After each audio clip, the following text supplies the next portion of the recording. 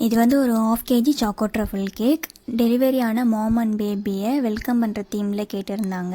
என்கிட்ட ஆல்ரெடி ஒரு bento cake order பண்ணியிருந்தேன். என் ஃப்ரெண்டே தான் வந்து இதுவும் ஆர்டர் பண்ணியிருந்தா. பட் நைட்டு 12 ஆர்டர் கன்ஃபார்ம் பண்ணி நெக்ஸ்ட் டே டெலிவரி கொடுத்தேன். இது ஃபுல் அண்ட் ஃபுல்லி ஒரு இமேஜை வந்து ரெஃபரன்ஸாக வச்சு தான் பண்ணது. பட் அது ஃபுல்லாகவே ப்ளூ கலர் பாய் தீம் கேக்கு. இது வந்து பிங்க் கலரில் சேஞ்ச் பண்ணி கேர்ள் தீம் கேக்கில் ரிப்ளிகேட் பண்ணியிருந்தேன்.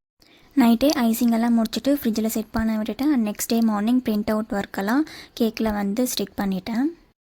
நீங்களும் உங்கள் கேக்கில் இந்த மாதிரி பிரிண்ட் அவுட் ஒர்க்ஸ் எல்லாம் வந்து ப்ளேஸ் பண்ண போகிறீங்கன்னா அதை அப்படியே ஸ்ட்ரெயிட்டாக க்ரீமில் ப்ளேஸ் பண்ணிடாமல் அந்த பிரிண்ட் அவுட்டுக்கு பேக் சைடில் சாக்லேட் அப்படி இல்லைனா ஃபாண்டன்ட்டை வந்து ப்ளேஸ் பண்ணிவிட்டு அதை ட்ரை பண்ணிவிட்டு அதுக்கப்புறம் க்ரீம் மேலே வந்து ப்ளேஸ் பண்ணுற மாதிரி பார்த்துக்கோங்க.